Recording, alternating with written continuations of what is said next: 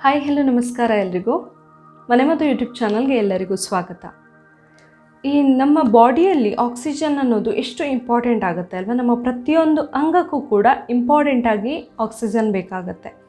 So ಕೆಲವೊಮ್ಮೆ ನಾವು ಮಾಡುವಂತಹ ಕೆಲವೊಂದು ಸಣ್ಣ ಪುಟ್ಟ ತಪ್ಪುಗಳಿಂದ ಕೂಡ ನಮ್ಮ ದೇಹದಲ್ಲಿ ಆಕ್ಸಿಜನ್ ಕಡಿಮೆ ಆಗುವ ಸಂಭವ ಇರುತ್ತೆ, ಅಥವಾ ನಮ್ಮಲ್ಲಿರುವ ಕೆಲವೊಂದು ಪ್ರಾಬ್ಲಮ್ಗಳು, ಕೆಲವೊಂದು ಹೆಲ್ತ್ ಪ್ರಾಬ್ಲಮ್ಸ್ಗಳಿಂದ ಕೂಡ ಆಗುತ್ತೆ. ಸೊ ಇವತ್ತಿನ ವಿಡಿಯೋದಲ್ಲಿ ನಾನು ಆಕ್ಸಿಜನ್ ನಮ್ಮ ದೇಹದಲ್ಲಿ ಕಡಿಮೆ ಆಗಬಾರ್ದು ಅಂತ ಆದರೆ ನಾವು ಏನು ಮಾಡಬೇಕು, ಏನು ಮಾಡಬಾರ್ದು ಅನ್ನೋದನ್ನು ಹೇಳ್ತಾ ಹೋಗ್ತೀನಿ. ಅದು ಯಾವುದು ಅಂತ ನೋಡಬೇಕಂತ ಹೇಳಿದರೆ, ಆ ಡೀಟೇಲ್ಸ್ನ ನೀವು ಡೀಟೇಲಾಗಿ ನೋಡಬೇಕಂತ ಹೇಳಿದರೆ ಈ ವಿಡಿಯೋನ ಪೂರ್ತಿ ನೋಡಿ.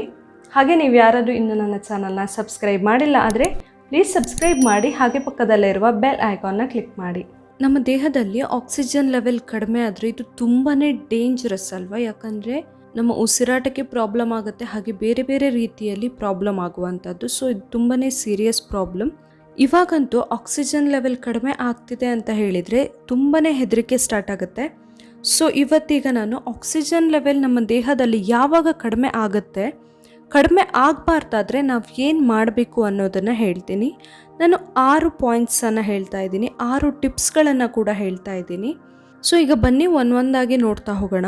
ಮೊದಲನೇ ಪಾಯಿಂಟ್ ಹೇಳಬೇಕಂತ ಹೇಳಿದರೆ, ನಮ್ಮ ದೇಹದಲ್ಲಿ ಏನಾದರೂ ಅಯರ್ನ್ ಡೆಫಿಷಿಯನ್ಸಿ ಆಯಿತು ಅಂತ ಹೇಳಿದರೆ, ಅಂದರೆ ಕಬ್ಬಿಣ ಅಂಶದ ಕೊರತೆ ಆಯಿತು ಅಂದರೆ ಆವಾಗ ಆಕ್ಸಿಜನ್ ಲೆವೆಲ್ ಕಡಿಮೆ ಆಗುತ್ತೆ ಬಾಡಿಯಲ್ಲಿ. ನಮ್ಮ ಇಡೀ ದೇಹಕ್ಕೆ ಆಕ್ಸಿಜನ್ ಸಪ್ಲೈ ಕರೆಕ್ಟಾಗಿ ಆಗಬೇಕಂತ ಹೇಳಿದರೆ ದೇಹದಲ್ಲಿ ಕಬ್ಬಿಣ ಅಂಶ ಸಾಕಷ್ಟು ಇರಬೇಕಾಗುತ್ತೆ, ಅಂದರೆ ಸರಿಯಾದ ಪ್ರಮಾಣದಲ್ಲಿ ಇರಬೇಕಾಗುತ್ತೆ.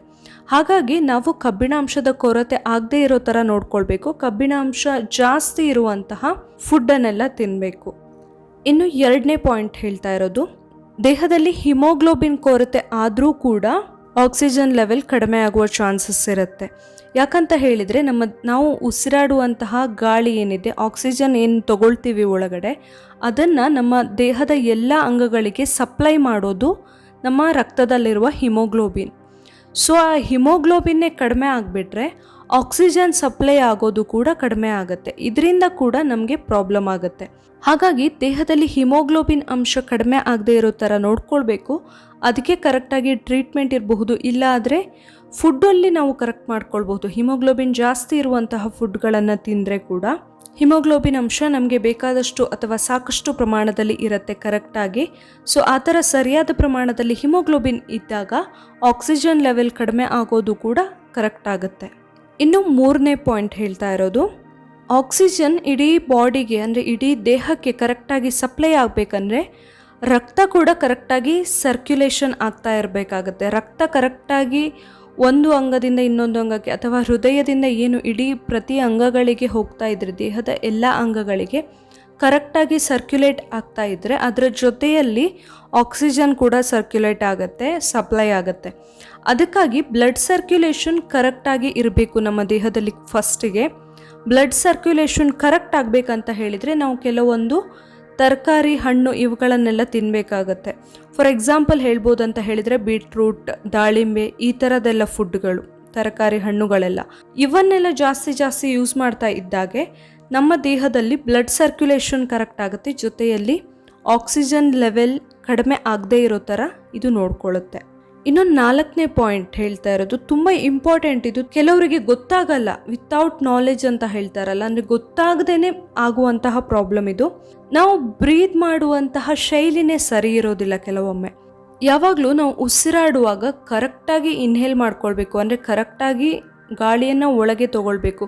ಜಸ್ಟ್ ನಿಧಾನಕ್ಕೆ ಉಸಿರಾಡೋದು ಆ ಥರ ಎಲ್ಲ ಮಾಡಬಾರ್ದು. ಡೀಪ್ ಬ್ರೀತ್ ತೊಗೊಳ್ಬೇಕಾಗುತ್ತೆ. ಡೀಪ್ ಬ್ರೀತ್ ತೊಗೊಂಡಾಗ ಏನಾಗುತ್ತೆ, ಕರೆಕ್ಟಾಗಿ ಆಕ್ಸಿಜನ್ ನಮ್ಮ ದೇಹದ ಒಳಗಡೆ ಹೋಗುತ್ತೆ, ಶ್ವಾಸಕೋಶಕ್ಕೆ ಕರೆಕ್ಟಾಗಿ ಹೋಗುತ್ತೆ.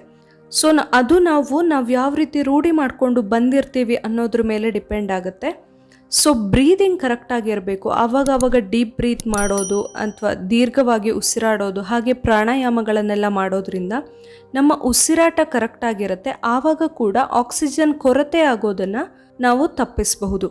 ಇನ್ನು 5ನೇ ಪಾಯಿಂಟ್ ಹೇಳ್ತಾ ಇರೋದು, ಡಿಹೈಡ್ರೇಷನ್ ಆಗಬಾರ್ದು. ದೇಹದಲ್ಲಿ ಯಾವಾಗಲೂ ನೀರಿನ ಅಂಶ ಕೊರತೆ ಆಗಬಾರ್ದು. ಡಿಹೈಡ್ರೇಷನ್ ಆದರೆ ನಾವು ಬರೀ ಆಕ್ಸಿಜನ್ ಲೆವೆಲ್ ಕಡಿಮೆ ಆಗೋದಷ್ಟೇ ಅಲ್ಲ, ಬೇರೆ ಬೇರೆ ರೀತಿಯ ಪ್ರಾಬ್ಲಮ್ಸ್ಗಳನ್ನು ಎದುರಿಸಬೇಕಾಗತ್ತೆ. ಸೊ ನಾವು ನೀರು ಸರಿಯಾಗಿ ಕುಡಿದಾಗ ಏನಾಗುತ್ತೆ ಅಂತ ಹೇಳಿದರೆ, ನೀರಿನಲ್ಲಿ ಕೂಡ ಆಕ್ಸಿಜನ್ನ ಅಂಶ ಇರುತ್ತಲ್ವ.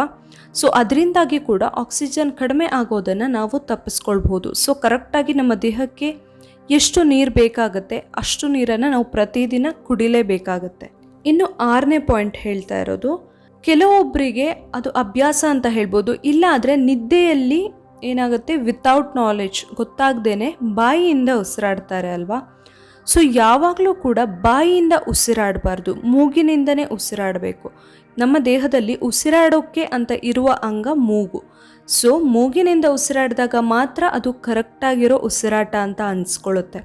ಬಾಯಿ ಯಾವಾಗಲೂ ನಮಗೆ ಊಟ ಮಾಡೋಕ್ಕೆ, ತಿನ್ನೋಕೆ, ಕುಡಿಯೋಕೆ ಎಲ್ಲ ಇರೋದು.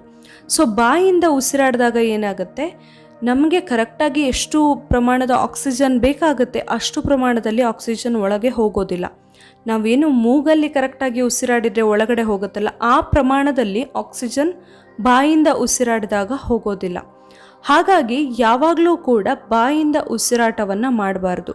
ಎಚ್ಚರ ಇರುವಾಗಾದರೆ ನಮಗೆ ಗೊತ್ತಾಗುತ್ತೆ, ನಾವು ಅದನ್ನ ಸ್ಟಾಪ್ ಮಾಡ್ಬೋದು. ನೈಟ್ ಟೈಮಲ್ಲಿ ಏನಾದರೂ ನಮಗೆ ಗೊತ್ತಾಗದೆ ಆ ಥರ ಬಾಯಿಂದ ಉಸಿರಾಡ್ತೀವಿ ಅಂತ ಇದ್ದರೆ, ನಮ್ಮ ಜೊತೆಯಲ್ಲಿ ಯಾರಿರ್ತಾರೆ ಅಥವಾ ನಮ್ಮ ಪಕ್ಕದಲ್ಲಿ ಯಾರಿರ್ತಾರೆ ಅವರಿಗೆ ಹೇಳಬೇಕು ಸ್ವಲ್ಪ ದಿನ ಒಬ್ಸರ್ವ್ ಮಾಡೋಕ್ಕೆ, ಆಮೇಲೆ ಆದಷ್ಟು ಅದನ್ನು ಅವಾಯ್ಡ್ ಮಾಡೋಕ್ಕೆ ನೋಡಬೇಕು.